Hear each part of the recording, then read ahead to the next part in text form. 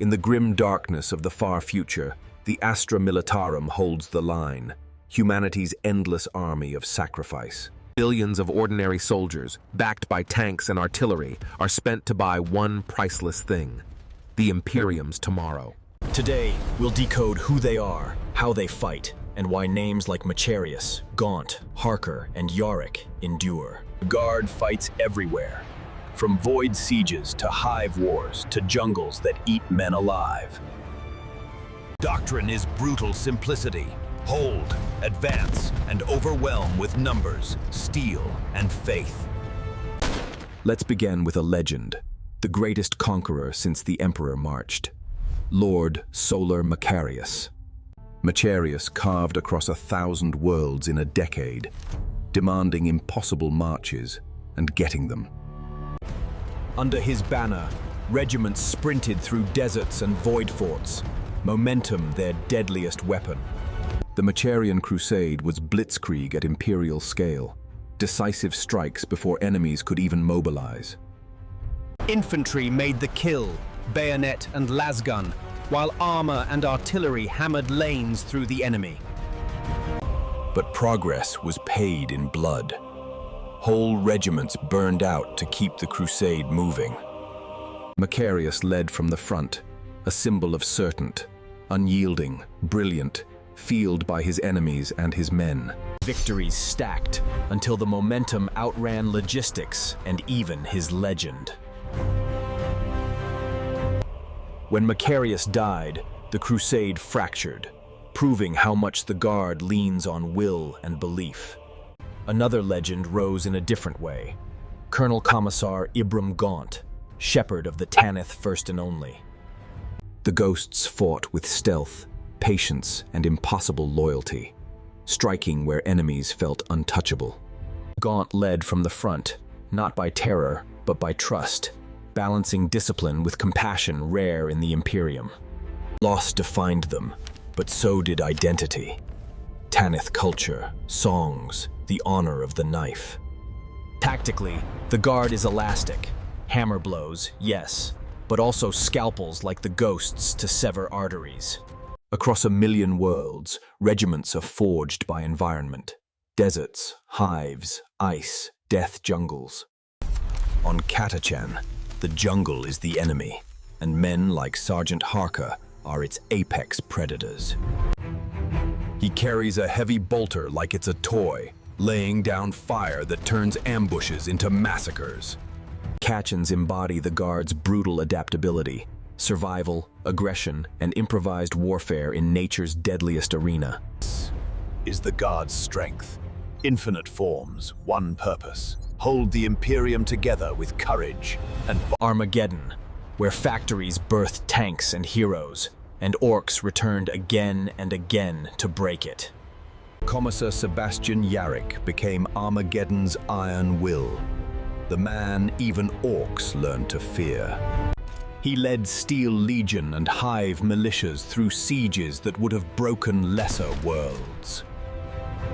Yarick turned defeat into defiance, proof that the Guard's deadliest weapon is unbreakable resolve. His legend grew because men needed it. Stories that made them stand one more hour at the wall.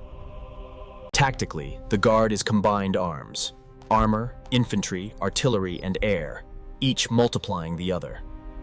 Lehman Russ tanks punch holes. Infantry holds ground. Artillery seals the victory miles away. Logistics is war. Militarum tithes feed the furnace. Ammo, rations, boots, lives. The Guard moves by the million. Convoys of ships stretching from star to star. Commanders like Macharius accepted the cost because losing meant extinction, not embarrassment. On Armageddon, there was no room for retreat, only ground to hold, inch by inch. Steel Legion doctrine, armored infantry and respirators, mechanized by Chimera, relentless in urban kill zones. The Guard's faith is not about miracles. It's about duty, standing fast because no one else can. In the green hells, courage means quiet footfalls, and the patience to Leadership in the Guard is paradox, iron discipline and human empathy, both necessary to survive the long war. Artillery doctrine: observe, adjust, annihilate. Voxnets knit fire into a single crushing hammer. Even in space, Guard regiments fight, void-hardened troops boarding under the Navy's guns. Recruitment is endless. Worlds tithe their sons and daughters. Some volunteer, most simply obey. Training hardens them. War tempers them. Only a few live long enough to teach the next wave. Strategy is clarity. Orders that cut through fear. Momentum that turns into destiny. Against the orcs, morale is half the battle. Yarrick weaponized belief, starting with himself. The Guard doesn't just kill, it saves. Evacuations, relief, rebuilding. Faith is a shield for the mind. Thin, maybe, but enough to face the impossible. Flexibility wins wars. Where brute force stalls, the Guard's specialists cut knots in the dark. Even legends rely on line troops. Commissars sharpen, they do not replace. The Guard's backbone. Culture shapes courage. Catechans laugh at fear because fear wastes breath you will need to fight. Honors are rare. Most heroes vanish unseen. One more body in a trench that held. Quiet heroism. Writing the letter, owning the order, carrying the cost so others can live. Sacrifice is not abstract. It has names, faces, and a place in the soil. And sometimes, even courage breaks. Cadia. Cadian shock troops fought as reality tore apart, holding against traitons and daemons as the pylons shattered. Cadia stands, became a prayer and a promise, until the ground itself could stand no longer. Cadia fell, not for lack of valor, but because a star-killing weapon broke the world beneath them. The fall didn't end the Guard. It hardened it. Cadia's survivals became steel in human form. Cadians now serve everywhere. Veterans who teach others how to stand when the sky falls. Doctrine adapts. Trench attrition today, armored breakthrough tomorrow, counterinsurgency at dusk. Each regiment brings a way of war, parade ground precision, ice-hard endurance, trench fanaticism, desert guile. Symbols matter. A banner can hold a line as surely as any wall. From orbit to alleyways, the Guard goes where told and makes a battlefield there. Urban doctrine, room by room, floor by floor, with engineers turning ruins into fortresses. Commissars enforce discipline, terrible tools in terrible times, so units don't shatter under pressure. But the best commissars inspire more than they threaten. Yarrick led by presence and example. NCOs like Harker carry wars on their backs, turning orders into action under fire. Strategic art is simplicity on the far side of complexity. Macharius mastered that clarity. Then the hammer falls, Navy and Guard in lockstep, a machine built to end rebellions. Land, expand, secure. Engineers dig, guns in place, lines knit into a fortress by sunset.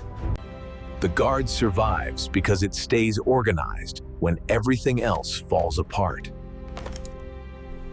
Rotations, rations, rest, unromantic words that keep soldiers alive longer than speeches. Tactics flex again. Ambush, counter-ambush, pursuit, always turning ground to advantage. The Guard fights smart when it can, hard when it must, usually both. Memory is armor. The guard carries its dead forward as a promise of vengeance. Scale is the Guard's superpower. Nothing else in the galaxy can match its numbers. Billions, not hyperbole. The Militarum drowns crises by committing more humans than problems can kill. It's horrifying, and it works. Worlds survive because the Guard refuses to die before victory. The creed is simple: serve, endure, obey. For most guardsmen, that's enough. When banners fall, men carry them. When men fall, others pick them up. That's the guard. Leadership, doctrine, logistics, culture, all converge in moments like this. How the Guard wins: mass, coordination, discipline, and the stubborn refusal to yield. Legends give the Guard a face, but the soul is the nameless soldier who holds anyway. Billions of souls, one duty. Stand between humanity and the night. Without the Guard, the Imperium would shatter in a single century. Every crisis meets the safe answer. New orders, fresh regiments, another stand. The name is old High Gothic, but its meaning is simple: the soldiers of mankind. For some, service is pride. For others, survival.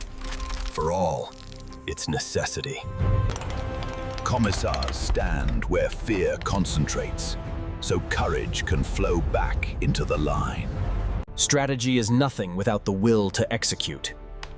The Guard gives commanders that will, made flesh. Combined arms is trust. Each branch knowing the other will be there when it matters. Manuals encode blood-learned lessons, mutual support, overlapping fields, contingency on contingency. When it works, it's devastating. When it fails, courage buys time to reset the plan. Supplies run thin. Choices turn cruel. The Guard keeps choosing anyway. Valor lives here too, in medics, drivers, sappers, unnamed, essential. And when one war ends, another waits in the next system along. That's the duty. Fight, rest if you can, embark, and do it again. The Astra Militarum is humanity's will to live, industrialized into war. Machinery feeds courage. Courage feeds machinery. The cycle grinds on until victory or death. In hives, every door is a coin toss. Training makes the toss less deadly. 4 verbs define survival: shoot, move, communicate, sustain. Fail one, and the line buckles. And so the Guard marches on. Remember them. Not just the names in books, but the millions, known only to their comrades. From Macharius to Yarrick, from jungles to hives, one truth endures: the Guard stands. And when it falls, another rises, because humanity has no alternative. That is the Astra Militarum, humanity's shield, sword, and willingness to pay the price. If this deep dive helped, join us for more lore on the Imperium's wars and warriors. Like, subscribe, and share to arm more lore-hungry guardsmen with knowledge. Cadia may have fallen, but its words stand with every guardsman who picks up a rifle. For the Emperor, for each other, for tomorrow. Comment your favorite regiment below: Gaunt's Ghosts, Catachans, Steel Legion, or your homebrew heroes. Support the channel to keep the lore flowing. Patreon, merch, and more in the description. The Astra Militarum explained. Stand ready, guardsmen. We'll see you on the next deployment.